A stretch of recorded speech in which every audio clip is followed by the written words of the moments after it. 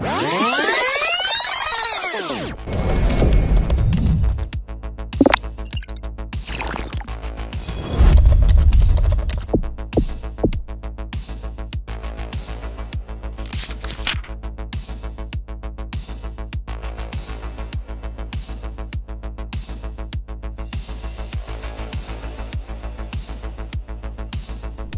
है ma'am, like spiritual places पे लोग प्लान्स बनाते हैं जाने के लिए। वेरी रिसेंट टू रिसेंट, मतलब रिसेंट तो नहीं कहूँगी मैं, रिसेंट केसेस भी ले लो आप, बट हाँ एक बहुत पुराना केस है कि भगवान के दर पे बहुत सारे लोग जा रहे थे एक बस में, वो बस खाई में घिर गई। ओके। वो बस खाई में गिर गई तो वो तो श्रद्धा के लिए जा रहे थे भगवान के पास। Yes. तो ऐसा क्यों हुआ? स्पिरिचुअल प्लेसेस पे जाने पे भी बहुत सारे एक्सीडेंट्स होते हैं। yes. Plan अभी करी रिसेंटली चीज़ें- वृंदावन में भी हुआ। एग्जैक्टली वहाँ हाँ। तो आए दिन होते रहता है, कोई हाँ। दब के मर गया, कोई हाँ, कैसे मर नहीं गया। नाव पलट गई हाँ, पानी में। वही वही एनर्जीज कि आप किस श्रद्धा से जा रहे हो, मे बी उनका वो अंत था। मतलब एक होता है ना, जैसे आप कईयों की देखो डेथ फैक्ट है, ये हम कोई झुटला नहीं सकते इस चीज़ को कि डेथ तो डेथ होगी, जो आया है वो ख़त्म भी होगा। तो वो एक पैटर्न है, ठीक है। डेथ हमें उस प्लेस में, उस धरती पर जाना पड़ता है। जब हमारा एंड आने लगता है ना, तो हम खींच के उसी जगह पहुंच जाते हैं जहाँ हमने जाना है, जहाँ से।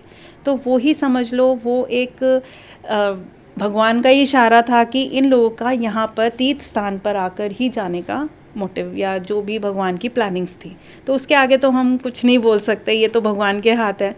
इसके अलावा बाकी सब कुछ हमारे कंट्रोल है। Birth and death are not in our control. जी मैम, तो मेरा कहने का मतलब यही था कि स्पिरिचुअल प्लेसेस पे विजिट करने पर क्या होता है, जैसे पर्टिकुलर बहुत सारी स्पिरिचुअल प्लेसेस है पूरा, Yes. मतलब हर जगह है। Yes. हम चाहे साउथ, नॉर्थ, ईस्ट, बंगाल, ये वो फलाना ढिमाका, इंडिया इज़ हर वेरी जगह much spiritual. Spiritual places Yes. बहुत ज़्यादा हैं यहाँ पे। तो मेरा कहने का मतलब यही था कि वहाँ पे जाने से क्या होता है, मान लो किसी का करियर नहीं बन रहा है तो उसको ऐसी किसी जगह पे जाना चाहिए जहाँ उसका करियर बन जाए, या किसी की मैरिज नहीं हो रही है, किसको बहुत ज़्यादा हेल्थ इश्यूज़ है, या कोई जो है वो अपने कोर्ट के केसेस में फंसा हुआ है, या जो कोई है वो बार बार घूम फिर के एक ही जगह पे आ जाता है, जैसा कि आपने कहा कि एनर्जी उसकी वहीं उसको ला के खड़ी कर देती है। तो इन चीज़ों के लिए क्या किसी पर्टिकुलर मंदिर पर जाना चाहिए या नहीं, ऐसा कुछ नहीं है? या कोई नहीं, ये भी बिलीफ सिस्टम मैं मानूंगी। Belief system हाँ, है। क्योंकि कईयों का कनेक्टिविटी ऐसी होती है, हमारी कुंडली में हमारे ना डाइटीज़ होते हैं। डाइटीज़ मतलब हमारे जो कुल देवता बोल सकते हैं उसको।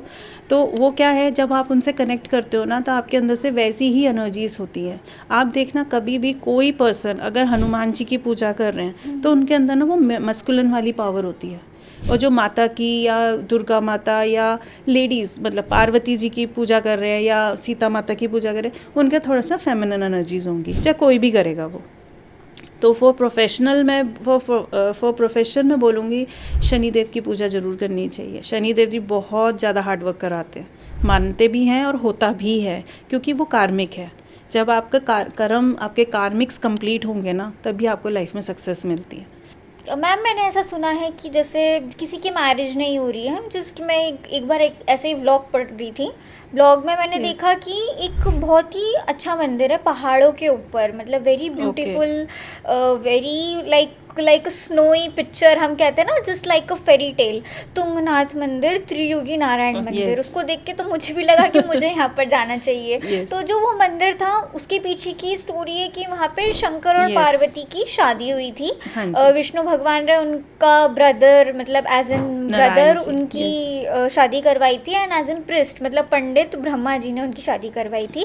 और कहते हैं, मान्यता है जो लोग वहाँ पे जाकर आए हैं कि वो जो है वो आज भी चल रही है। बहुत सारे कपल्स हैं जिनका नहीं मन करता है कि हमें लमसम शादी करनी है, ऐसे नहीं कि उनके पास पैसा नहीं है, they are very they belong from very rich family, they are like very billionaire millionaire, but then also they want to marry there because Shankar और पार्वती की वहाँ पे शादी हुई थी।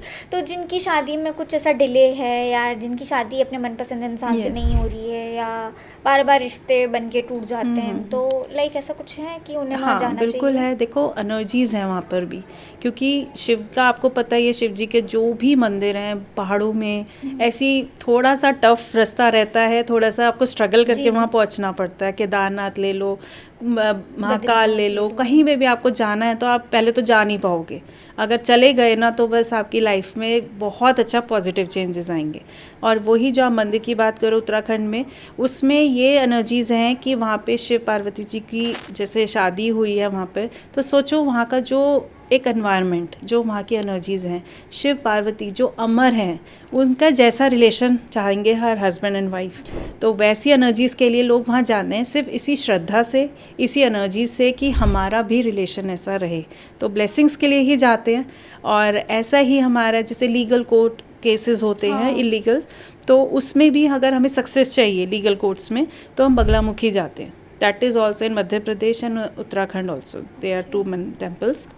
वहाँ जाके आप यज्ञ कराओ, पूजा कराओ, तो आपको बहुत जल्दी अपनी जो अगर जेन्युइन केसेस होते हैं तो उनको बहुत जल्दी सक्सेस मिलती है। कहने का मतलब यही है कि एनर्जीज वर्क करती हैं, आप उस पर और एक्टिवेट काम करने लग जाते हो, एक्टिवली आप उस पर और वर्क करोगे और आप उस पर डीपली जाकर अपने केसेस को क्लियर करोगे।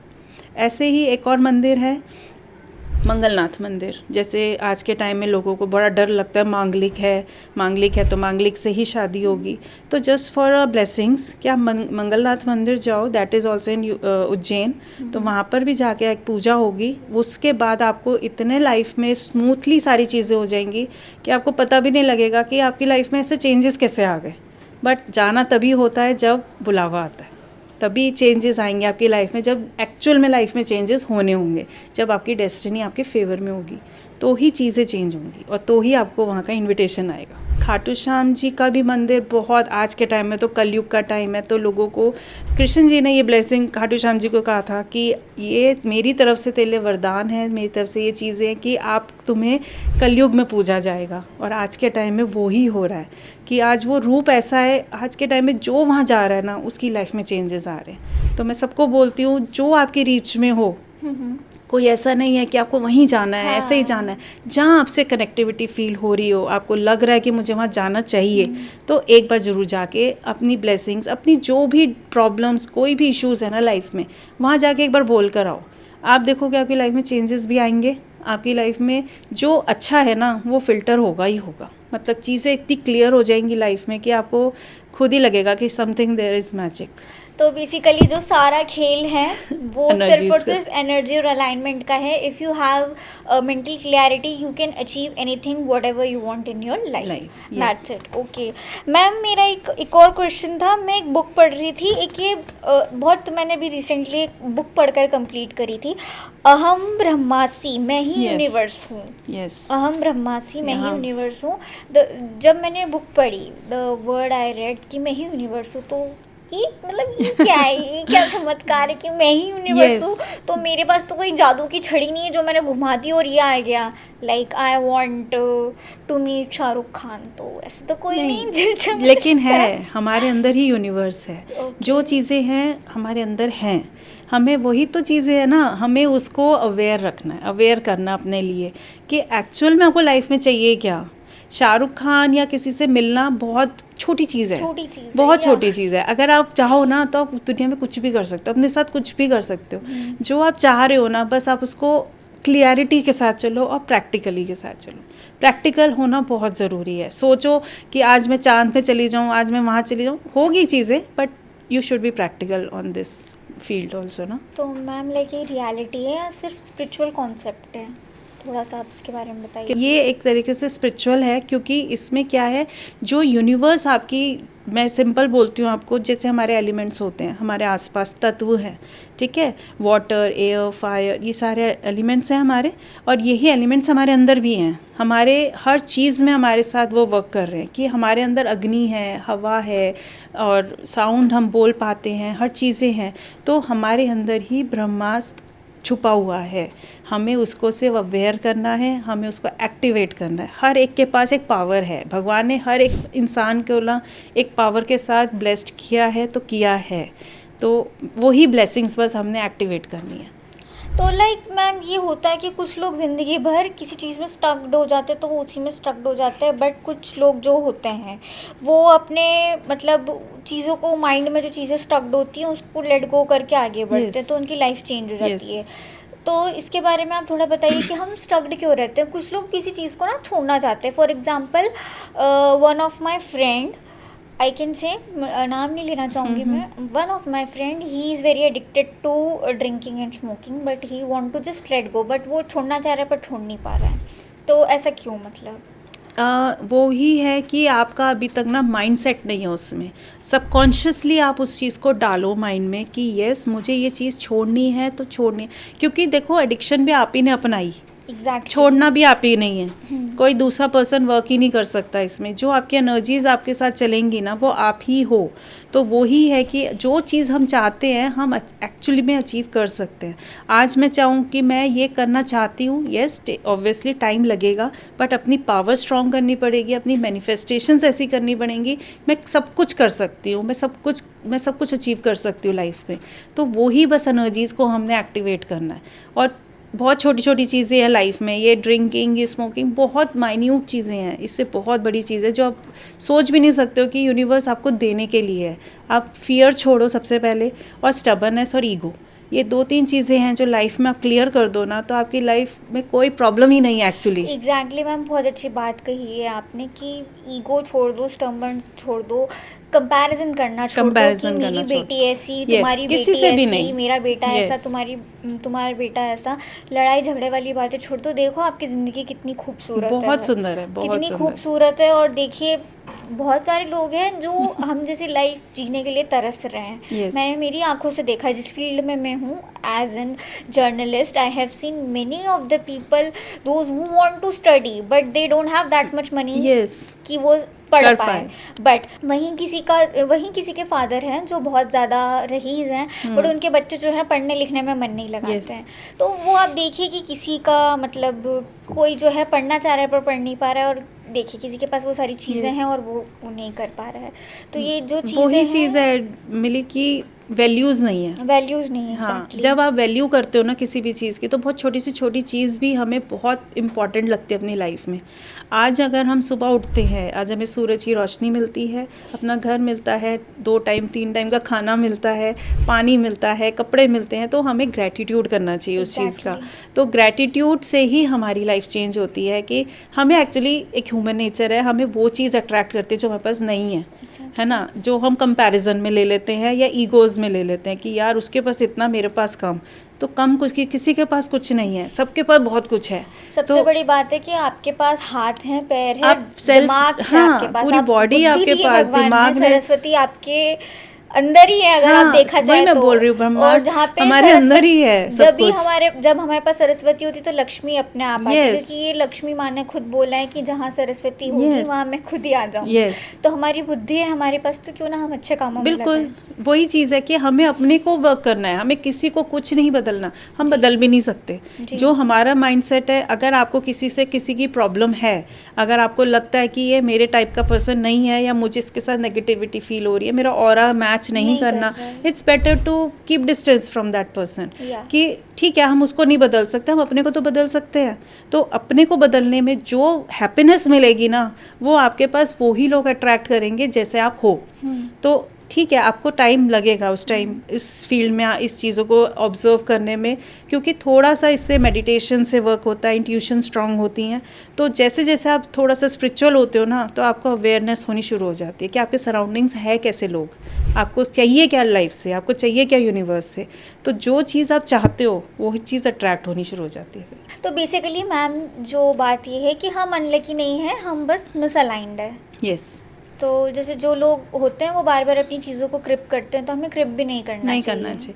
वो ये है ना, जो चीज़ है हम उसकी वैल्यू नहीं कर रहे हैं, क्योंकि अनलकी कोई नहीं है, कोई भी नहीं है अनलकी। बस उसको समझने की कोशिश करो कि एक्चुअल में आप किस चीज़ से ब्लेस्ड हो, किस चीज़ से कनेक्टेड हो। अब आप हो तो आपने पढ़ाई तो करी डॉक्टर की और बन गए आप इंजीनियर, तो आप कहाँ से अलाइन कर जाओगे उस चीज़ को ना। तो आपकी स्टडी अलग, आपका प्रोफेशन अलग है, तो आप ups and downs he face करोगे लाइफ में, और हमेशा आप उस चीज़ को स्ट्रगल में ही फेस करोगे, आपकी लाइफ में स्ट्रगल कभी ख़त्म नहीं होगी। बट यही चीज़ अपने आप को समझानी है कि एक्चुअल में आपको क्या चाहिए लाइफ में। Clarity is must. सबसे पहले क्लैरिटी होगी लाइफ में तो आपका फ्यूचर सक्सेस होगा ही होगा। जैसे कि मैम हमने स्पिरिचुअल प्लेसेस की भी बात करी और आपने अलाइनमेंट के बारे में भी बताया, एनर्जी के बारे में भी बताया आपने, मतलब आपने बहुत कुछ बता दिया है अब तक। तो मेरा कहने का मतलब ये था, मेरा क्वेश्चन ये था कि मंदिर में घंटी बजाते वक्त जो हम फील करते Yes. हैं उससे भी कुछ हमारी लाइफ में चेंजेस आते हैं? बहुत बहुत चेंजेस आते हैं। एक्चुअली आपने देखा होगा जो बेल है वो होती है कॉपर की, जब वो बजती है ना आपको 2 सेकंड ना उस घंटी के नीचे खड़े रहना है। कई लोग क्या होता है बजाया और निकल गए, नहीं निकलना। उस टाइम पे जो उसकी वाइब्रेशंस हैं, जो हमारी साउंड वाइब्रेशंस होंगी ना, वो हमारे ब्लड सेल्स पे बहुत एक्टिव करती हैं। वो साइंटिफिकली प्रूव भी है ये कि आप अगर जब घंटी बजाते हो ना, आपके जो एक साउंड है ना वो आपको पूरा ना एक वाइब्रेशन दे देती है पूरी बॉडी में, तो बहुत पॉजिटिव रहता है। और आपकी कितनी एनर्जीज ऐसे बैलेंस हो जाती हैं कि आपकी डिजीज़ तक ठीक हो जाती हैं उससे। जो भी आपको फील हो रहा होता है ना कि ये मेरे को क्या करना है, तो बस ये मेरा मानना है, टेस्टेड भी है, कि जब भी आप बेल के नीचे खड़े हो, घंटी बजाओ और नीचे खड़े होते हो ना, तो आपकी एक अलग ही वाइब्रेशन साउंड करेगी। और एक इसमें मैं पॉइंट ऐड करूँगी, जब भी आप मंदिर जाओ घंटी ज़रूर बजाओ, तो वापसी में मंदिर की घंटी नहीं बजानी चाहिए। ओके मैम, तिलक लगाने का क्या रियल बेनिफिट है? कुछ लोग तो ऐसे ही मन से लगा लेते हैं, ऐसे होते गुंडे हैं पर लगा लेते हैं तिलक। So what is that? मतलब तिलक लगाने से क्या होता है? ये फैशन है या इससे लिटरली कुछ पावर मिलती है? यस, पावर मिलती है। तिलक एक्चुअली हमारा 3rd आई चक्रा पे लगता है। हाँ जी। और ये भी अलग अलग तरीके से लगता है, किसी का कुमकुम का होता है, किसी का चंदन का, किसी का हल्दी का। तो हर एक का अपना अपना सिग्निफिकेंस है इस चीज़ से। और एक और चीज़ इसमें बोलती हूँ, जैसे जिस फिंगर से, जिस थंब से हम तिलक करते हैं ना, वो भी बहुत डिफरेंट होता है। ये वाला जो तिलक होता है ये हम अपने गुरु को लगाते हैं, इससे हम अपने सक्सेस के लिए लगाते हैं। और ये रिंग फिंगर से हम हमेशा भगवान को लगाते हैं, और थंब से हमेशा हम विजय के लिए लगाते हैं। तो ऐसे करने के लिए बहुत सारी चीज़ें हैं। तिलक भी हमारा दिमाग को ठंडा रखता है, जिसको एनर्जीज चाहिए वो कुमकुम का तिलक लगाएगा, लाल रंग वाला। और जिसको हनुमान जी की पावर ब्लेसिंग्स चाहिए, जैसे हनुमान जी हैं, बलवीर बोलते हैं जैसे, तो उनका अगर हनुमान जी का तिलक ऑरेंज वाला लगाते हैं तो उससे भी बहुत ज़्यादा पावर फील होती है। चंदन का लगाने के लिए थोड़ा सा अपने आप को काम शांत रखने के लिए होता है।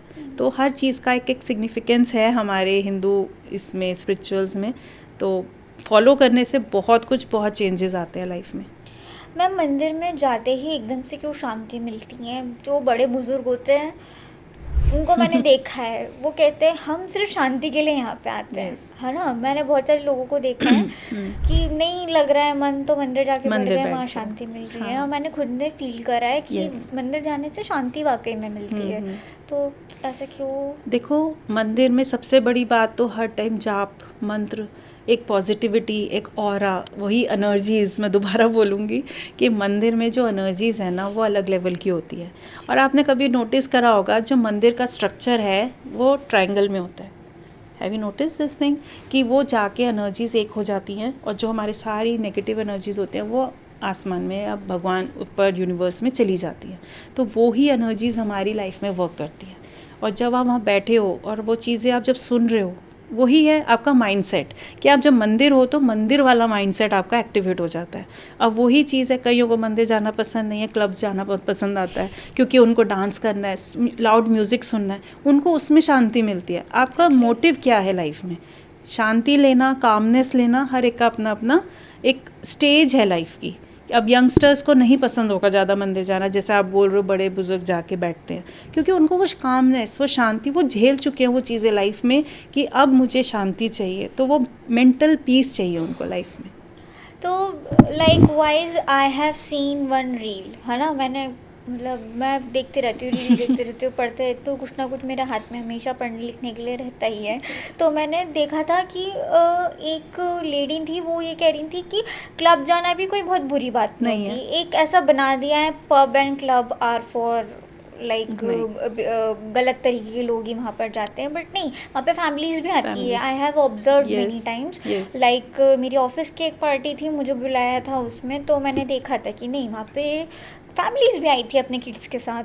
तो ये जो ये बना दिया पब में गलत लड़कियां ही जाती हैं, ये क्या है? क्योंकि उन्होंने कहा था कि क्लब को मैं वीनस से कनेक्ट करती हूँ, क्योंकि वहाँ पे आप बिल्कुल सच धज के जा रहे हो एकदम, और अच्छे से म्यूजिक बज रहा है, वीनस को लाउड म्यूजिक, ये फैंसी चीज़ें, फैंसी फूड। आप क्या करने चाहते हो क्लब में? डांस करने, अपने आप को अच्छा सा कैरी करके जाते हो, डांस कर रहे हो, खाना खा रहे हो, इंजॉय कर रहे हो ना एक्चुअल में अपनी लाइफ। तो अल्टीमेट आपका मोटिव क्या लाइफ में? इंजॉय करना है ना। अब वो आपका तरीका है कि आप किस तरीके से इंजॉय करते हो। कईयों को मंदिर में जाके इंजॉयमेंट मिलती है। आपने वो सुना होगा गुरुजी का, छतरपुर में जो बड़ा मंदिर है, वहाँ पे उनकी वहाँ पर चीज़ें हैं कि आप जब मेरे पास आओ तो सच के आओ। जैसे आप किसी शादी में आ रहे हो, क्यों आना है? क्योंकि आपका और आपका अगर काम कर रहा है, अगर आपका ऑरा इतना स्ट्रांग है, इतना अट्रैक्टिव है, तो आपको यूनिवर्स भी तो अट्रैक्ट करेगा। आप कहीं चार इंसानों के बीच में खड़े होकर और आप बहुत अच्छे से ड्रेसअप हो, तो आप नोटिस होगे, चाहे कोई भी एनवायरनमेंट होगा, है ना। इस चीज़ से मेरा एक इसमें से ही क्वेश्चन निकल रहा है कि you said that attraction word, या तो न्यूमरोलॉजी के हिसाब से भी हमें कुछ ऐसा करना चाहिए जिससे हमारी पर्सनालिटी जो है वो इन्हांस हो, या हम किसी को अट्रैक्ट करें मूलांक के हिसाब से, 1 2 3 4 जो भी नंबर्स हैं। तो लाइक आप बताइए, जैसे कि मेरा नंबर 11 है, तो लाइक व्हाट शुड 11 से मैं आपका 2 नंबर लेती हूँ, ओके, ठीक है, क्योंकि न्यूमरोलॉजी 1 to 9 ही है, तो हम उसका कॉम्बिनेशंस में लेंगे ऐसे 1 to 9 से। तो जैसे आपसे शुरू करते हैं, आपका जैसे 2 है, तो 2 is a number of moon. तो आपको कुछ भी ना सिल्वर पहनना चाहिए। आप जब सिल्वर पहनोगे, पाजेब पहनोगे, चांदी का कुछ भी कैरी करोगे ना, यू फील वेरी कूल। सबसे पहले तो आपका खुद का ही माइंडसेट इतना शांत रहेगा, और आप वो चीज़ें आप अट्रैक्ट करोगे जो आप चाहते हो। तो जैसा आपका नंबर, आप वो चीज़ें अगर आप पहन लो या वो चीज़ें अपनी लाइफ में एनहेंस कर लो, तो वो चीज़ें आपको पॉजिटिव रिजल्ट्स देना शुरू कर देती हैं। नंबर 1 से मैं बताऊं तो जैसे 1 को मैं रिलेट करती हूँ आपका फेस, आईज़। हमारे फेस में सबसे ज़्यादा डोमिनेंट क्या चीज़ है? आईज़ है। आईज़ को अच्छा से मतलब आई मेकअप करो, शार्प आईलाइनर लगाओ ना, आपकी पर्सनालिटी ऐसे चमकेगी जैसे सन। मतलब ऐसे लोग आपको देखेंगे कि आप वाकई में अट्रैक्ट हो रहे हो। तो आप ये नोटिस भी करना, जब 1 नंबर वाले अगर अपनी बॉडी को अच्छे से, आईज़ को, फेस को अच्छे से कैरी करेंगे ना, तो उनकी बॉडी में, उनकी लाइफ में अपग्रेडेशन होगी। ये तो फॉर वुमेन्स हो गया। फॉर मेन के लिए मैं बोलूँगी अपना फॉरहेड क्लियर रखो, बाल अपने पीछे रखो, अपना फॉरहेड दिखाओ, अपनी आईज से बातें करो। मतलब जब आप बात करो तो आई टू आई कांटेक्ट करो, ठीक है। बहुत सारे जो बिजनेसमैन होते हैं, हाँ, मतलब उनका बात करने का तरीके से ही आपकी अट्रैक्शन हो जाएगी। यस, जब आप आई टू आई कांटेक्ट करते हो ना, तो आपकी बात आंखों से, बोलने से ज़्यादा आंखों से पता लग जाती है। हमारे पीएम को ही देख लीजिए आप, मोदी जी को। yes. जब बोलते हैं बिल्कुल ऑडियंस से कनेक्ट करते हैं, अपने आप लोग अट्रैक्ट हो जाते हैं। भले ही बात सुनेंगे वो आपको। हाँ, सुनेंगे। आप जब आप इधर उधर देखकर बात करोगे ना, आपको कोई अटेंशन ही नहीं देगा। अब वो लगेगा आप ही कंफ्यूज हो, आपसे कौन बात करेगा। जब आप आई टू आई कांटेक्ट कर रहे हो तो it means you are very confident, तो वो कॉन्फिडेंस शो करता है आईज टू आईज। ठीक है, नंबर 2 का तो आपने ये बता दिया। नंबर 3 के लिए मैं बोलूँगी आपको कुछ भी लाइट सूदिंग कपड़े पहनने चाहिए कलर वाइज। नंबर 3 वालों के लिए मैं बोलूँगी, अगर जो प्योर वेजिटेरियन है उनको तुलसी माला और रुद्राक्ष पहनना चाहिए फॉर एनहेंस देयर पर्सनालिटी। अब बाय चांस हैं लोग आज के टाइम में नॉन वेजिटेरियंस लोग बहुत हैं इस टाइम पे, कोई अवेयर भी नहीं है कि मैं 3 नंबर हूँ तो मुझे वेज खाना है, नॉन वेज खाना है। तो उसके लिए मैं बोलूँगी 3 नंबर वालों को जो जो प्योर नॉन वेजिटेरियन है, उनके लिए थोड़ा सा वो अपने कपड़ों पे वर्क कर ले, कपड़ों को थोड़ा लाइट कलर्स में पहने, या कुछ अगर लेडीज़ हैं तो थोड़ा सा फ्लोरिस्ट कलर कुछ ऐसा कर सकते हैं, फ्लावर वाला प्रिंट पहने। और नंबर 4 वालों के लिए मैं बोलूँगी मेल्स और फीमेल वो दोनों कर सकते हैं। आपको हमेशा अपना हेड कवर रखना है, चाहे वो स्कार्फ से करो चाहे वो कैप से करो। 4 नंबर वालों के लिए बहुत अच्छी है, रेमेडी के लिए वर्क करती है, और इसके लिए बहुत अच्छे से ऊपर मतलब दिमाग शांत रहेगा और दिमाग ऐसे एक्टिवेट होगा कि आप पॉजिटिव ही सोचोगे। और मैं इसमें एक ऐड और करती हूँ, अगर कैप पहनो तो ऑफ वाइट या खाकी कलर की पहनो, ग्रेइश सी थोड़ी होती है। और फॉर 5 नंबर मैं बोलती हूँ, 5 नंबर्स के लिए आपको ग्रीन कलर कुछ भी अपने साथ कैरी कर लो, पेन कर लो, हरी इलायची रख लो अपने पास, ग्रीन कलर को एनहेंस करो। और ये एक हैबिट डाल लो कि आप रोज़ एक हरी इलायची खाओ।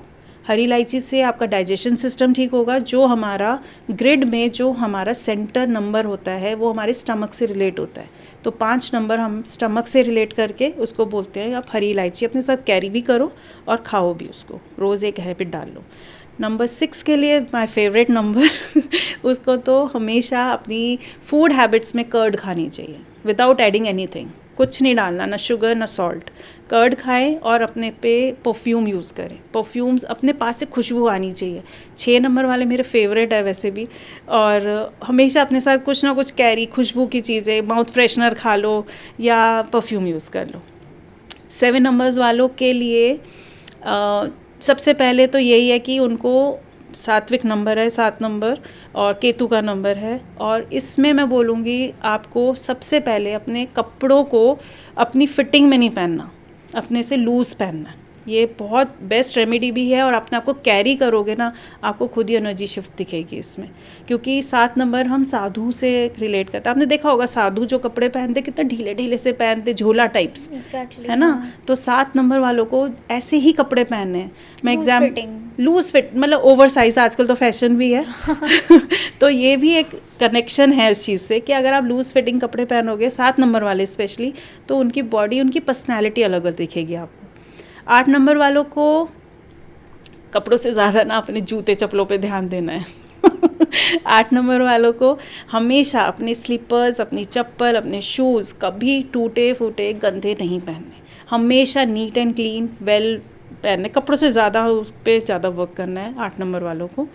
और 9 नंबर वालों के लिए मैं बोलूँगी अपनी बॉडी लैंग्वेज ऐसी रखनी है जैसे यू आर वेरी बोल्ड, और हो सके तो 9 नंबर वाले हमेशा किसी ना किसी स्पोर्ट्स में रहें। हाँ, कोई भी स्पोर्ट्स करें या जिमिंग वन ऑफ करें। माय फ्रेंड वो नेशनल लेवल पे क्रिकेट खेल के आया है। 9 नंबर 9 नंबर वाला। वाह तो वही है कि उनको किसी ना वो होंगे, क्योंकि उनके पास ओवर एनर्जी है।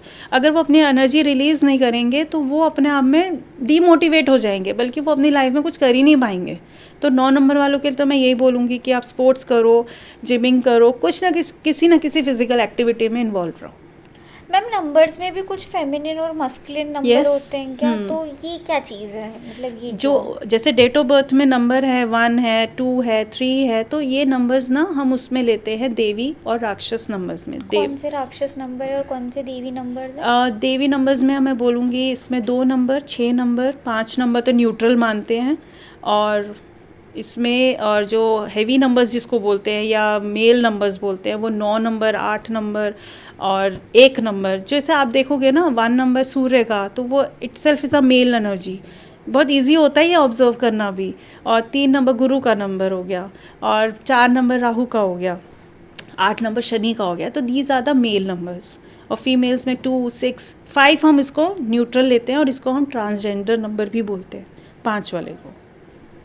तो ऐसे नंबर्स को हम डिवाइड तो करते हैं। मैम ये डेट ऑफ बर्थ से भी पता चलता है क्या कि हमारे जीन्स में कुछ प्रॉब्लम्स है? लाइक आजकल जो केसेस चल रहे हैं उसमें लोगों को बाद में समझ में आता है कि लाइक मेरा इंटरेस्ट फीमेल्स में ज़्यादा है या हाँ। मेल्स में ज़्यादा है, तो ये नंबर से पता लग सकता है वो ऐसे, क्योंकि जब आपके पास ज़्यादा फेमिनिन नंबर्स होंगे obviously you will attract towards that energy, क्योंकि मेल्स को मेल पसंद तब आएंगे जब उनके पास मेल्स की एनर्जी ज़्यादा होंगी। तो बैलेंसिंग होना बहुत ज़रूरी है। ये बहुत रेयर होता है, बहुत जल्दी से इतनी जल्दी ऑब्जर्व भी नहीं होती हैं चीज़ें, बट येस अगर आपके पास जैसे नंबर्स होंगे ना आप उस एनर्जीज को अट्रैक्ट करोगे, अब वो पसंद धीरे धीरे बन जाती हैं। वो क्यों बनती हैं? क्योंकि अगले वाले पर्सन की और आपकी एनर्जीज, आपकी वाइब्स मैच कर गई, तो इस वजह से वो चीज़ें कनेक्शन में बन जाती हैं और वो अट्रैक्शन में कन्वर्ट हो जाती हैं। मैम आप एक बार न्यूमरोलॉजी के हिसाब से एक बार आप जनरल गाइडेंस बता दीजिए आपके कार्ड्स के थ्रू। ओके, जैसे कि मैं अभी गाइडेंस निकालूंगी, आज हमारे साथ जो मिली है उनका बर्थडे ही मई में है, तो let's start with the May month कि मई मंथ में कैसे जाने वाला है मिली का मंथ। तो ड्यू टू कार्ड्स इनकी एक गाइडेंस आएगी जो ये उससे अटैच कर पाएँ, उनसे कनेक्ट कर पाएँ। Okay, S of pentacles, it means कहीं ना कहीं से आपको न्यू अपॉर्चुनिटीज़ मिलेंगी फॉर अर्निंग्स, कुछ ना कुछ चीज़ें स्टार्ट होंगी। डिवाइन आपके साथ है, यूनिवर्स आपके साथ है कि आपको कहीं ना कहीं से ब्लेसिंग्स के साथ आपके पास पैसा आएगा। Pentacles means material success. Success, okay. ठीक है मैम, आप जनवरी फरवरी सबका बता दीजिए। ये Okay. एक ऑडियंस के लिए भी एक अच्छा हो जाएगा चलो, जिनको ठीक है। देखना हो कि उनका मंथ कैसा जाने चलो वाला let's start with the January month. है। ओके। जून में जो चीज़ें, जो पर्सन जिसका बर्थडे आने वाला है जून में, उनके लिए ये कार्ड है, दैट इज़ 9 ऑफ वॉन्ड्स। ये है, देखो, फुल ऑफ एनर्जी कार्ड। मतलब फुल ऑफ एनर्जी मीन्स आपको जो चीज़ जो प्लान कर रखा है ना, इस टाइम पे बस आप उसको एक्शन में ले लो। कुछ डिलेज नहीं करो, कुछ कन्फ्यूजन नहीं रहो।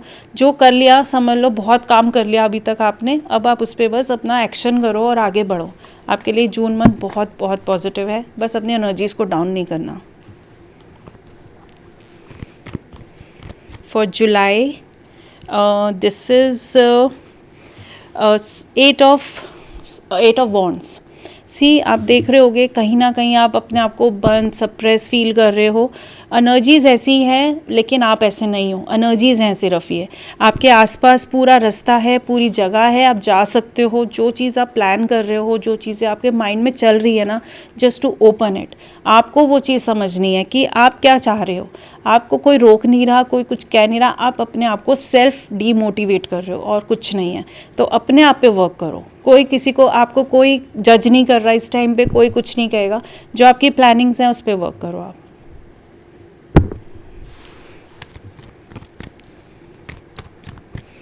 जुलाई में है द टावर। ये भी थोड़ा सा ब्लैक कार्ड में आता है, मेरे को थोड़ा सा नेगेटिव कार्ड लगता है। जुलाई वालों के लिए थोड़ी सी ये चीज़ें हैं कि जो भी आप फाउंडेशंस में कर रहे हो काम, किसी को क्रिएट कर रहे हो, कुछ नया स्टार्ट करने की कोशिश कर रहे हो, तो एक बार ज़रूर से उस पर वर्क कर लो। और जो भी फाउंडेशंस आप बना रहे हो, किसी बेस पे आप वो काम शुरू कर रहे हो, तो उस चीज़ को एक बार फिर से रिकन्सिडर कर लो, चीज़ों को समझ लो कि आगे चल के वो कैसे आपको रिजल्ट देने वाली है। तो अभी भी टाइम है, अपना 2 महीने अपने पे वर्क करो कि कोई चीज़ मिस ना हो जाए और जो चीज़ आप चाह रहे हो वो आपकी एनहेंस होके बाहर आए। Now the month is August. August is a temperance card. बहुत अच्छे कार्ड, बहुत एनर्जीज़ हैं इसमें। आप बहुत कुछ बैलेंस कर रहे हो, हेल्थ इंप्रूव हो रही है इसमें। जो अगस्त वाले हैं, किसी को हेल्थ इश्यूज़ है, किसी को कुछ इश्यूज़ चल रहे हैं, या कोई इमोशनली थोड़ा सा ड्रेन है, किसी को बहुत ज़्यादा अगर लगता है कि मैं बैलेंस कर लूँ, या मेरी वजह से किसी को प्रॉब्लम हो रही है, मेरी वजह से कोई हर्ट हो रहा है, तो आप बैलेंस कर लोगे उस चीज़ को, और उस चीज़ को आप ज़्यादा से लोगों को कनेक्ट भी कर पाओगे, अपनी क्लैरिटी भी करोगे उस चीज़ को। तो आप बैलेंस करो इस अगस्त वाले मंथ्स में। जो बॉर्न है उनको आप अपनी बस एनर्जीज़ को बैलेंस करके चलो, ना ओवर ना अंडर।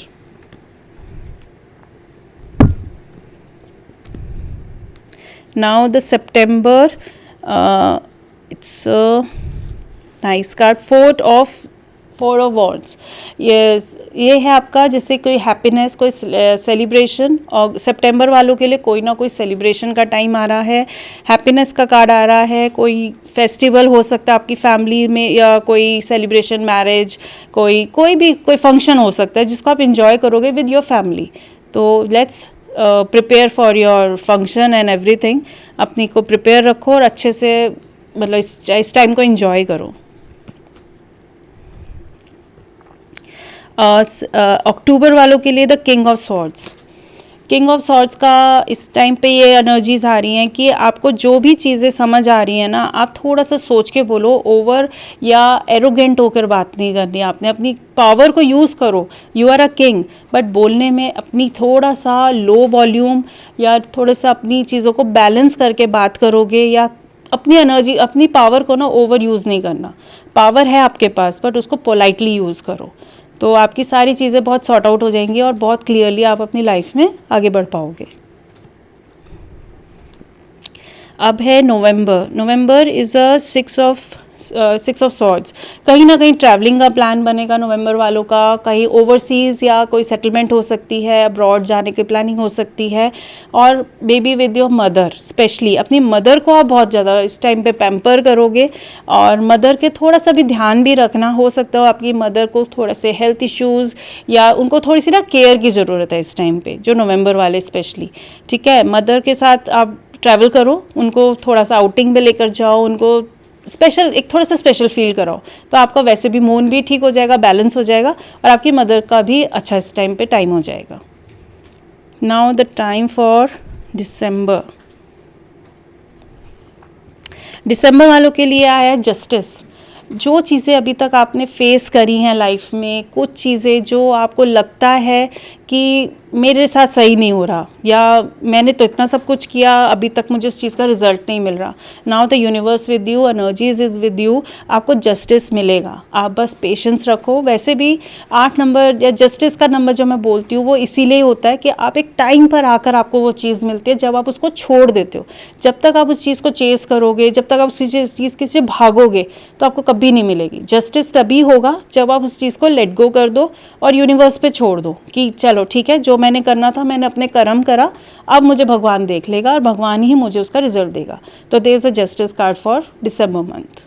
मैम आपका एक टॉपिक साइकोलॉजी भी है, आपने कहा है कि Yes. आप साइकोलॉजी भी बहुत अच्छी तरीके से जानती हो और Yes. आप लोगों को पढ़ लेती हैं। आप कई बार तो बस ऐसे ही बिना रेमेडीज़ दिए और बिना कुछ ज़्यादा बताए आप सिर्फ बात करके लोगों को शांत कर देती हैं, क्योंकि कभी कभी ऐसा होता है कि हमारे पास कोई सुनने वाला नहीं होता है। Yes, हमारे पास exactly. हमारी प्रॉब्लम ही यही होती है कि हमारे पास कोई सुनने वाला नहीं होता है, हमारी बातें जाके किसको कहें। प्रॉब्लम एक ये भी होती है और फिर हम अपने आप में ही चीज़ों को गोल गोल घुमा के एक वो सिनेरियो क्रिएट कर लेते हैं। Yes. तो मैम अगर ऐसा कुछ है तो उसके लिए क्या करना चाहिए? देखो साइकोलॉजी क्या है, अगर जो चीज़ हमारे अंदर चल रही है ना, अगर किसी को कुछ बोलना है तो उसको अगर कोई थोड़ा सा सुन लेगा ना, तो उसकी वो साइकोलॉजी है या उसका माइंडसेट ऐसा हो जाएगा कि यार मुझे किसी ने सुन लिया, तो उसके ना वो माइंड चेंज होना शुरू हो जाता है। तो मैं यहाँ पे कनेक्ट करूँगी, कोई भी चीज़ हम स्पिरिचुअली कनेक्ट करते हैं, जैसे कि अगर हम कहीं स्पिरिचुअल प्लेसेस में जाते हैं, मंदिर में जा रहे हैं, ठीक है, अगर हम सिग्नेचर्स करते हैं, सिग्नेचर्स भी बहुत मैटर करता है हमारा माइंडसेट को कंट्रोल करने में। और एक चीज़ मैं इसमें कनेक्ट करूँगी, जैसे हमारे एक टैरोज़ ही होते हैं, ठीक है, ये भी एक साइकोलॉजी है। अगर हम इससे कनेक्ट कर रहे हैं ना, एक्चुअल में क्या है, साइकोलॉजी जो हमारे अंदर चल रहा होता है ना, वो कोई दूसरा बोल के सुना देता है तो हम उससे कनेक्ट कर लेते हैं, हमें भी नहीं पता हमारे अंदर क्या चल रहा है। और कई लोगों को ही साइको बोलते हैं, साइको कोई नहीं होता, एक्चुअल में उनके अंदर वो चीज़ एक तूफ़ान की तरह चल रही होती है कि भाई मुझे भी कोई सुन लो, मुझे कोई समझ लो। जहाँ आप काउंसलिंग ले लोगे इस चीज़ को, जहाँ काउंसलिंग से आप किसी से बात करते हो और उसको शांत करते हो, किसी को ज़ोर से बोलने की आदत होती है, कोई शाउटली बोलता है, बहुत ज़्यादा लाउड बोलता है, तो ठीक है यार उसको बोलने दो, उसको उसमें शांति मिल रही है, तो ये उसकी साइकोलॉजी है। और कईयों को होता है कि मैं धीरे भी बोलूँगा ना तो मेरी बात कोई सुन लेगा, ये उसकी साइकोलॉजी है। क्योंकि बात में दम होता है। बात एक्चुअली में है नहीं ऐसा, उसकी साइकोलॉजी ऐसी है कि मैं ज़ोर से बोलूँगा और अपनी बात को ज़्यादा वजन से बोलूँगा ना तो वो मेरी सुनेगा। और वही चीज़ अगर आप पोलाइटली बोल दोगे या किसी को कहोगे, अगर आपको कुछ गुस्सा भी आ रहा है ना, अगर आप वो शांत होकर और अपनी बात एक्सप्रेस कर दोगे ना तो वो ज़्यादा कनेक्ट होती हैं। बट तरीका है, एग्जैक्टली तरीका है ये, क्योंकि साइकोलॉजी हम पे वर्क करती है। हमारी साइकोलॉजी क्या है, क्योंकि अगर हम आज, मैं सिग्नेचर्स एनालाइज भी करती हूँ, सिग्नेचर्स चेंज भी करती हूँ, सिग्नेचर चेंज करने से या मैं बोलूँगी स्टोन्स पहनने से कुछ नहीं होता। जैसे आपकी रिंग बहुत ज़्यादा ही चमक रही है तो ये भी एक एनर्जी है। ये मैंने क्यों पहनी है, क्योंकि ये मेरी साइकोलॉजी से मैच हो रही है। मुझे ऐसा लग रहा है कि मैं पहनूंगी ना तो शायद मेरी चीज़ें चेंज हो जाएंगी, मेरा माइंड कंट्रोल में रहेगा। तो ये चीज़ें, मैंने ब्रेसलेट्स भी पहने हुए हैं, तो ये ब्रेसलेट्स भी मेरा साइको काम कर रहा है, ये मेरे ब्रेसलेट्स काम नहीं कर रहे। रेमेडीज़ भी ऐसी होती हैं, लोग बहुत तरीके की रेमेडीज़ बताते हैं, आप ऐसे कर लो। आपने कभी देखा होगा कोई रेमेडीज़ 21 डेज़ करनी है, कोई रेमेडीज़ 43 डेज़ करनी है, इसके पीछे भी लॉजिक साइकोलॉजी का ही है। जब हम कोई भी चीज़ एक प्रैक्टिस में लाते हैं ना, जैसे हम 43 डेज़ रेगुलर कुछ भी करेंगे ना, वो हमारी हैबिट बन जाती है। तो वही हैबिट हमारा माइंडसेट चेंज करेगी, वही हैबिट हमारा पूरी बॉडी कंट्रोल करेगी और वही एनर्जीज़ हमारी फिर वर्क करेगी। रेमेडीज़ नहीं वर्क करती हैं एक्चुअली, रेमेडीज़ का तरीका और आपकी जो एनर्जीज़ हैं वो मैच होकर वो साइकोलॉजी आपकी चेंज हो जाती है और वो वर्क करती है, और इसकी वजह से आप एक अपनी एनर्जीज़ में अलाइन हो जाते हो और वो फिर सक्सेस में कन्वर्ट हो जाती है। तो ये बहुत प्यारा, बहुत स्वीट सा एक छोटा सा, मतलब मैं बोलूँगी साइकिल है कि अपने को कंट्रोल करो, अपनी साइकोलॉजी समझो, आपको क्या चीज़ लाइफ में चाहिए, क्लैरिटी लाओ और वो चीज़ को आप बस प्रैक्टिस में लाओ। तो प्रैक्टिस बहुत वर्क करती हैं। अब सिग्नेचर्स जैसे मैं बोलती हूँ, मैं वो भी थोड़ा सा करेक्ट करती हूँ, लोगों को बताती हूँ कि जहाँ कोई मिस चीज़ें हैं जो गलत हैं आपकी इस चीज़ में, तो क्या है, सिग्नेचर्स हमारा माइंडसेट है। जो आप लिख रहे हो वो आप आपके ब्रेन से लिख रहे हो। आप आइज क्लोज करके भी सिग्नेचर्स कर सकते हो, अंधेरे में भी कर सकते हो, और एक जैसा ही करोगे। वो आपका माइंड सेट है कि आपने यही करना है, और सिग्नेचर से ये रिफ्लेक्ट करता है कि आपके माइंड में क्या चल रहा है। तो बहुत सारी चीज़ें हैं जो मैं साइकोलॉजी से कनेक्ट करती हूँ। कुछ लोगों का ये भी मिथ होता है कि हम पे तो नज़र लग गई। हाँ हम पे तो नज़र लग गई, अब क्या तुम क्या अंबानी हो? ऐसे तो फिर ऐश्वर्या राय आज की तारीख में बचती ही नहीं। Yes, अगर नज़र लग yes. जाती तो ये क्या है? मतलब ये चीज़ क्या है? क्या मिथ है कि नज़र उतारने के भी अलग अलग तरीके Yes, होते हैं? हाँ. ज़्यादा जो एजुकेटेड लोग हैं वो इतना ज़्यादा बिलीव नहीं करते, स्पेशली आजकल के यंगस्टर्स। हाँ, लग गई तो लग गई, हाँ. क्या है मतलब, नज़र ही तो है, टूट जाएगी एक दिन। बच्चे जो हैं, यंगस्टर्स हैं, वो आजकल की ऐसी बातें करते हैं। बट जो पुराने ज़माने के लोग हैं, नहीं, हमारी बहू को नज़र लग गई, हमारी बेटी को नज़र हाँ. लग गई।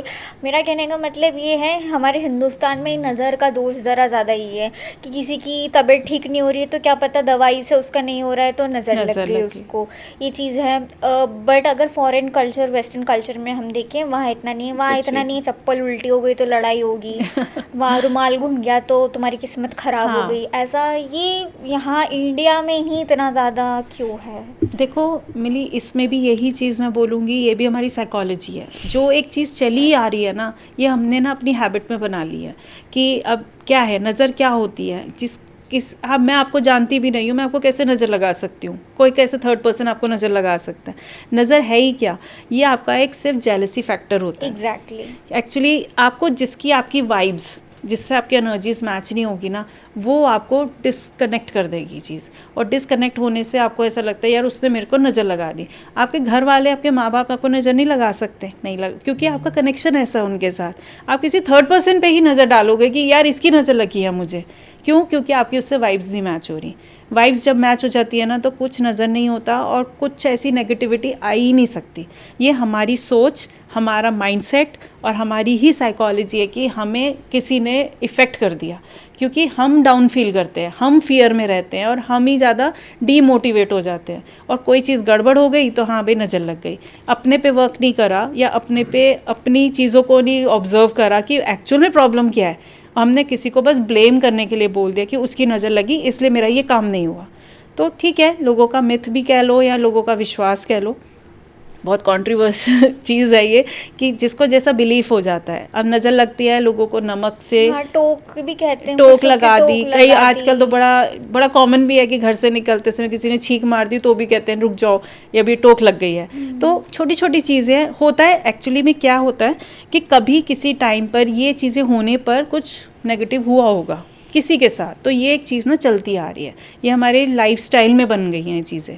तो ठीक है, जितना मानो बहुत अच्छी बात है, लेकिन ब्लाइंड फेथ या अंधविश्वास नहीं करो। बट अगर जैसे मैम, अगर होता है लाइक किसी को दवाई से इफेक्ट नहीं पड़ रहा है, ये है वो है, तो क्या ये सच में जादू टोना या नज़र का दोष है? या अगर ये है तो फिर इसको कैसे उतारें? देखो, इसका भी बहुत तरीके होते हैं। कईयों को नॉर्मल एक लगता है, जैसे बच्चा बहुत रो रहा होता है, कई लोग कहते हैं नमक वार दो, 7 टाइम्स एंटी क्लॉकवाइज नमक से कर दो तो उसकी नेगेटिविटी कम हो जाएगी। वो क्यों होती है? क्योंकि नमक जो होता है, सॉल्ट होता है, बहुत अच्छा ऑब्जर्वेंट होता है, वो आपकी ऑब्जर्व कर लेता है चीज़ें। तो ये मिथ है या बिलीव है, ये तो हर पर्सन के माइंडसेट के ऊपर डिपेंड करता है। तो वो चीज़ है। और उसके अलावा अब नमक से आप उतार सकते हो, कॉफ़ी से उतार सकते हो, और नारियल होता है जो जटाओं वाला नारियल होता है। सबका अपना बिलीव है, अपना अपना तरीका है करने का।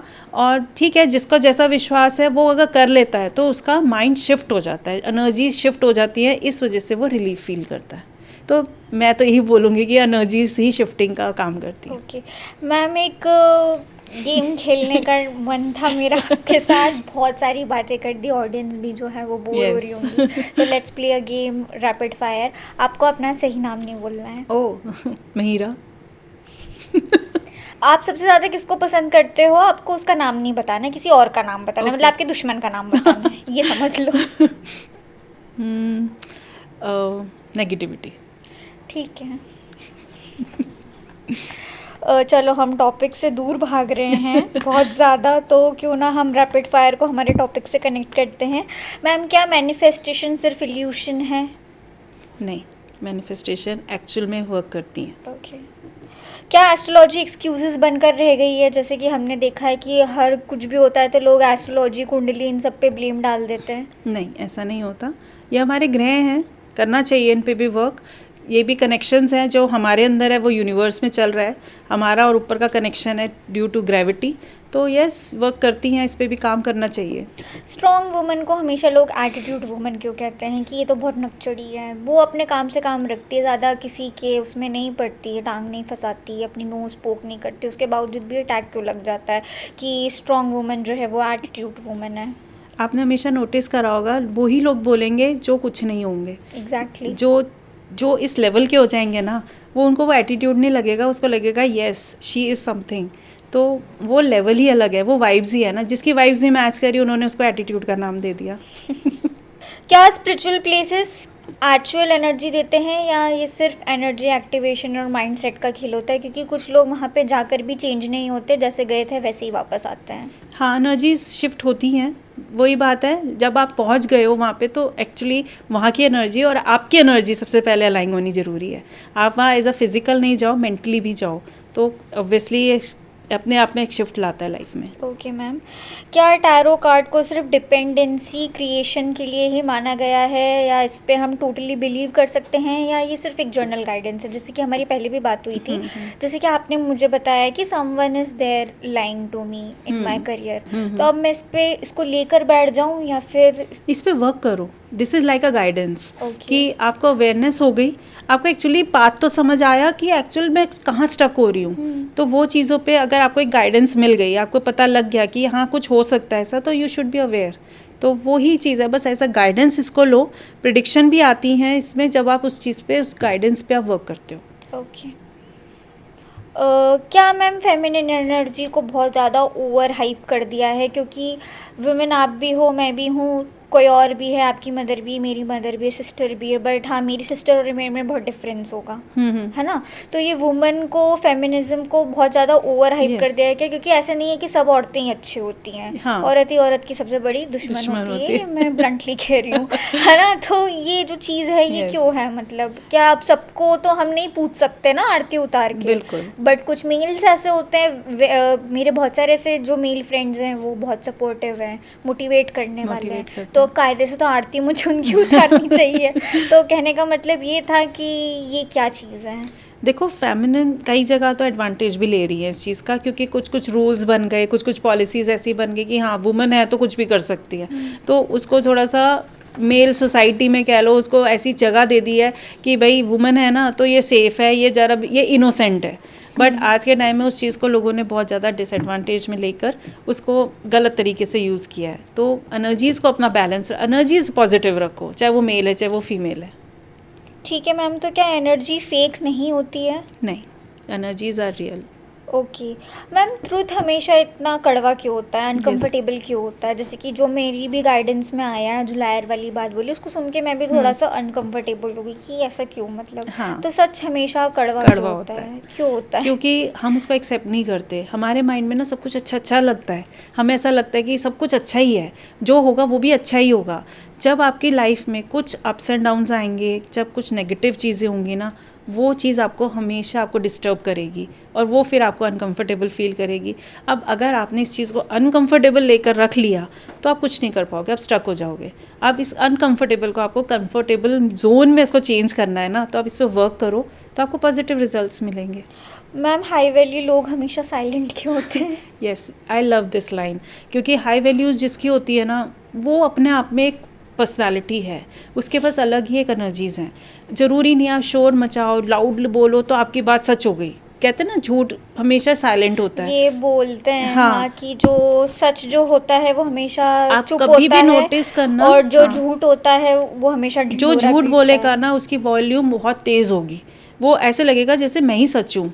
मतलब जो सच्चा है ना वो धीरे से भी सच्चा ही है, जो झूठा है वो जोर शोर मचा कर कहेगा कि नहीं मैं सच्चा हूँ। तो यस, जो लाउड, जो नॉर्मल लोग होते हैं ना, जो वैल्यूड लोग होते हैं, उनको वो चीज़ पता है, वो इस चीज़ से बहुत ऊपर उठ चुके हैं, उनके अंदर एक पावर है, एक नेचुरल पावर है।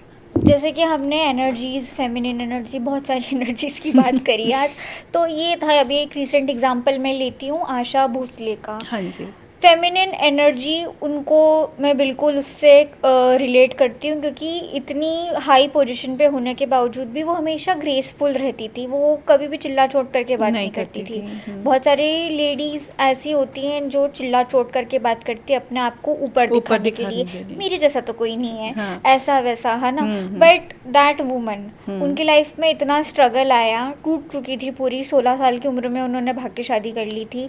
उसके बाद उनके हस्बैंड ने उन्हें कर दिया था, 3 बच्चों को लेके वो मुंबई गई थी, जबकि उस टाइम पे लता मंगेशकर जो है बॉलीवुड में अपना बहुत अच्छा नाम बना चुकी थी। उसके बावजूद भी उन्होंने उनसे हेल्प नहीं ली, उन्होंने अपने पैरों पे खड़े हुई वो। उसके बाद उनकी सेकंड मैरिज हुई जिसमें वो बहुत ज़्यादा खुश थी, बट हाँ, उनको रिजेक्शंस भी बहुत मिले। उनको सॉफ्ट गानों के लिए कभी भी किसी ने हाँ नहीं करी, उनके हमेशा उनको लाउड गानों के लिए दिया, जैसे कि रंबा हो, उसका रीमेक अभी तक बन रहा है, रिसेंटली धुरंधर में हमने देखा। उसके अलावा हरे कृष्ण हरे राम, ये जो सॉन्ग्स है ये अभी तक इनके रीमेक बन रहे हैं, और ये एवरग्रीन सॉन्ग्स ज़िंदगी भर तक रहेंगे, मुझे ऐसा लगता है। तो वो जो एग्जाम्पल था वो बहुत ही स्वीट एग्जाम्पल था, कि वो स्वीट होने के बावजूद भी पावरफुल थी। yes. तो ये भी एनर्जीज का ही है, क्योंकि देखो उनको अगर हम सॉफ्ट सॉन्ग में सुनते ना तो शायद हमें पसंद नहीं आते। आज वो फेमस इसी वजह से हैं कि उन्होंने उस चीज़ को अपनी बॉडी, अपनी लैंग्वेज से, अपनी एनर्जी से उसको अलाइन कर लिया। उनको पता लग गया कि यस, मुझे ये काम मेरे लिए नहीं है, ये काम मेरे लिए ज़्यादा बेटर है, बट रही तो उसी फील्ड में, सिंगिंग में ही फील्ड में रही हैं। तो उनका वो फील्ड, थोड़ी सी फील्ड में ही उन्होंने अपनी कैटेगरी डाल ली कि लाउड या सॉफ्ट।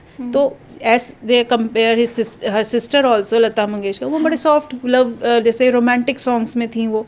अब ये आशा भोसले थी, बड़े लाउड सॉन्ग्स में थी। तो सबकी एक कैटेगरी है, अगर वो समझ गए ना तो लाइफ में सक्सेस तो ऑब्वियसली है, जो आज भी हम उनको याद कर रहे हैं आफ्टर दिस, मतलब इस दुनिया में नहीं है तो भी।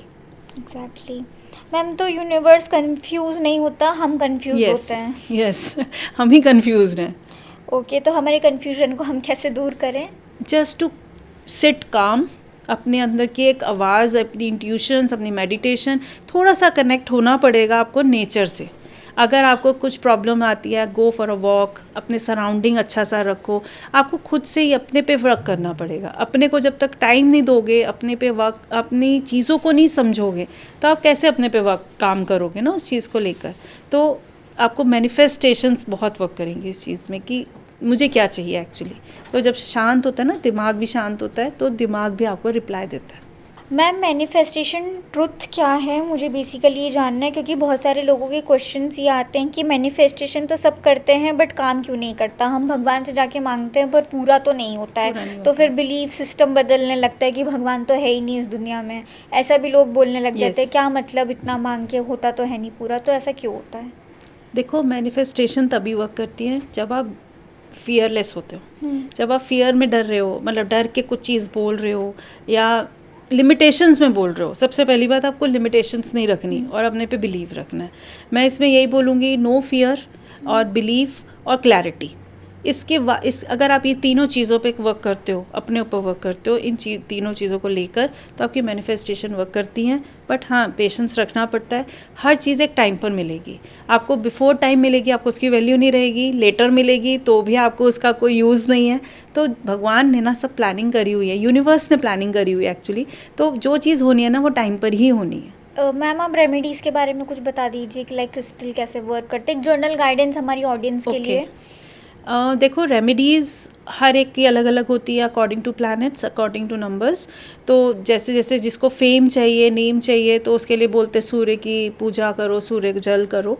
तो ऐसे ही सब रेमेडीज़ होती हैं। ऐसे ही क्रिस्टल्स वर्क करते हैं, ऐसे ही स्टोन्स वर्क करते हैं। बट सबका अपना बिलीव है कि आप कैसा वर्क करते हो। आप फिज़िकली जाना चाहते हो, मतलब आप मंदिर जाके पूजा पाठ करके अपनी रेमेडीज़ कंप्लीट करना चाहते हो, या सिंपल आप कहते हो भाई टाइम नहीं है, आजकल बहुत फास्ट लाइफ है, सब अपने अपनी लाइफ में बिजी हैं, तो you should wear crystals wear कर लेते हैं लोग। और बाकी तो सिंपल यही है कि स्टोन्स पहन लो, जो आप ज़्यादा एक्सपेंसिव चीज़ें होती हैं, जैसे जैसे आपके बिलीफ सिस्टम है उस पर वो वर्क करती है।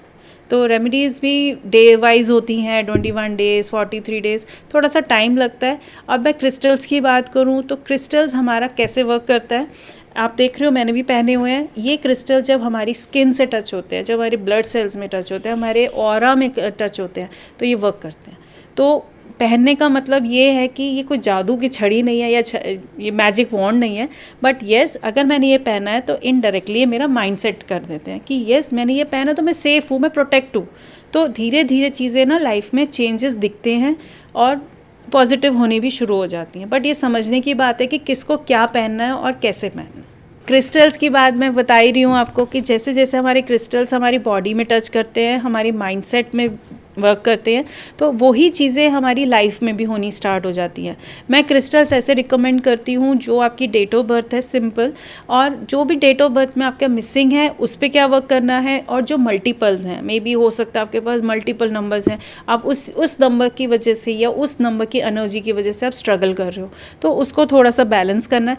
Ultimately the result is this कि आपकी लाइफ बैलेंस होनी चाहिए। जो ओवर है उसको थोड़ा सा अंडर करना है और जो अंडर है उसको थोड़ा सा बैलेंस लाना है। तो मैं अपनी मैम के लिए भी एक गिफ्ट लेकर आई हूँ, इसीलिए कि मैं ये मानती हूँ कि जब आप कहीं जाओ, चाहे मंदिर जाओ, चाहे किसी के घर जाओ या कहीं पे भी जाओ ना, खाली हाथ नहीं जाना चाहिए। तो ये मेरी रेमेडी है, तो आप लोगों को भी करनी चाहिए ऐसी रेमेडीज़ कि आप कहीं पे भी जाते हो ना, खाली हाथ नहीं जाना। जहाँ आप खाली हाथ जाओगे ना, वहाँ से आप खाली हाथ आओगे। चाहे वो मंदिर जाओगे, चाहे आपकी कोई भी रिलेशन होगा, कोई जगह होगी ना, अगर आप खाली हाथ गए तो खाली हाथ आने का कोई यूज़ नहीं है। तो इट मीन्स कुछ तो ले जाओ, चाहे घर ही आ रहे हो ना, अपनी फैमिली के लिए, अपने बच्चों के लिए, अपनी वाइफ के लिए, अपनी सिस्टर के, कुछ भी छोटी से छोटी चीज़ भी अगर लेकर जाओगे ना, तो आपको वो जो ब्लेसिंग्स में भी चीज़ें मिलेंगी ना, आपकी लाइफ चेंज हो जाती है और आपको पॉजिटिव बहुत अच्छा लगे, बहुत अच्छा फील होएगा आपको उस टाइम पे। तो Mili, this is from my side to you. So much ma'am, wow ये बहुत सुंदर लग रहा है। ये मैंने मैम को रोज़ क्वार्ट्स का ब्रेसलेट करा है गिफ्ट। तो ये चीज़ें हैं कि जैसा एज अ गर्ल तो इनको अपनी लाइफ में एनहेंस होना चाहिए। जो चीज़ें इनको वीक लग रही थी, मुझे जो लगा इनकी डेट ऑफ बर्थ से कि हाँ इनको इस चीज़ की नीड है, तो मैंने इनको ये रिकमेंड करा और ये मेरी तरफ से उनके लिए गिफ्ट है। Thank you so much Most welcome. Ma'am for this wonderful gift. ठीक है मैम, आप अपने साथ अपनी इक्विपमेंट्स भी लाए थे, जैसे Yes. कि आपने बताया था कि ये कॉस्मिक कार्ड्स है, ये टैरो कार्ड्स हैं। ये किस चीज़ में काम में आता है? ये जो स्टिक्स रखी हुई हैं। ये स्टिक्स अपने आप में बहुत सॉलिड चीज़ है एक्चुअली। ये हमारे ऑरा को स्कैन करता है कि आपके अंदर कितनी नेगेटिविटी है, इस प्लेस में कितनी नेगेटिविटी है, पॉजिटिविटी है। मतलब ये बैलेंस करके हमें चीज़ों को एटलीस्ट इतना तो कर ही देता है कि आप जहाँ हो वो आपको किस वजह से हो रहा है। अगर नेगेटिविटी है तो उसको हम करेक्ट कर सकते हैं ना जगहों को, और अगर हमारे अंदर है तो हम अपने पे वर्क करेंगे। तो ये ऐसे वर्क करता है। See these are the instrument, these are the rod, iron rods. तो इसका मैंने अपने जिसके पास ये होता है ना, उसका ये फेवरेट हो जाता है और ये उनके तरीके से काम करता है। मैंने इसका भी एक नाम रखा हुआ है, तो मैं वो ब्लेस लेकर, अपनी ब्लेसिंग्स लेकर, भगवान का नाम लेकर इनको मैं मिली की ही ऑरा स्कैन करना चाहूँगी। Are you ready ma'am? Okay. Mili, आप अपने मन में कोई भी क्वेश्चन करो और जैसे इसका मूवमेंट होगी आपका वो आंसर आएगा।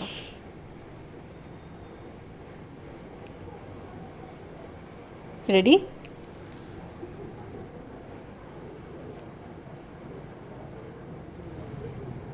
सी, इनका ऑरा बहुत पॉजिटिव है इस टाइम पे। वो चाह रही है कि मैं जो भी चीज़ें आसपास की सराउंडिंग्स है ना, उस पर मैं वर्क कर लूँ और सारी चीज़ें मैं अपने आप में अचीव कर लूँ।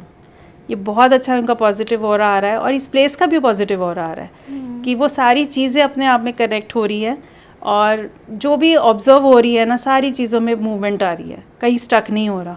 It means there is a flowing energy in this room.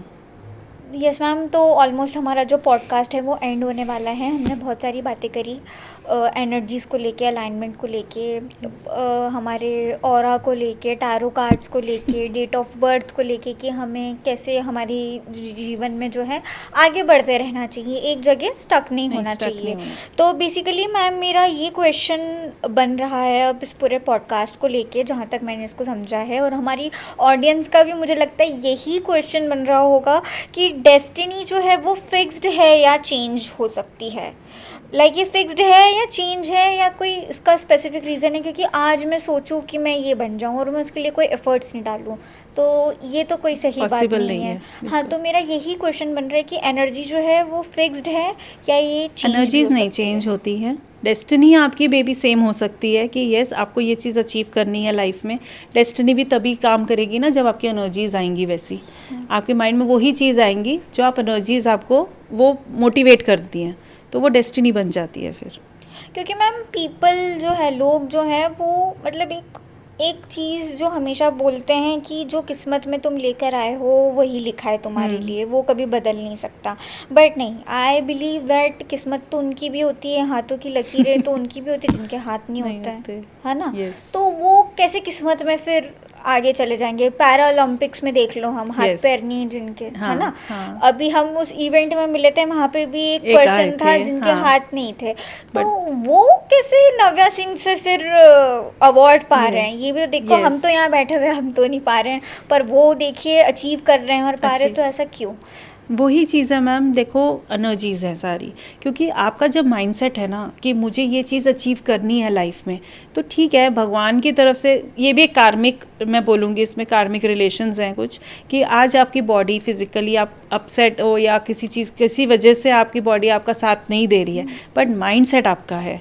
अगर आप उस चीज़ पे वर्क कर लेते हो, आपको लगा कि मुझे करना चाहिए और मैं कर भी सकता हूँ, तो मे बी भगवान भी आपका मे बी हो सकता है इम्तिहान ले रहा हो या आपको जज कर रहा हो कि आप कितना कर सकते हो अपने से। तो सबके पास सब पावर्स हैं, बट उसको समझना है।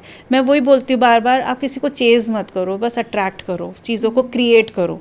अगर आप खुद से क्रिएट करोगे ना, तो आप कहाँ से कहाँ सक्सेस मिलेगी ना आपको भी नहीं पता।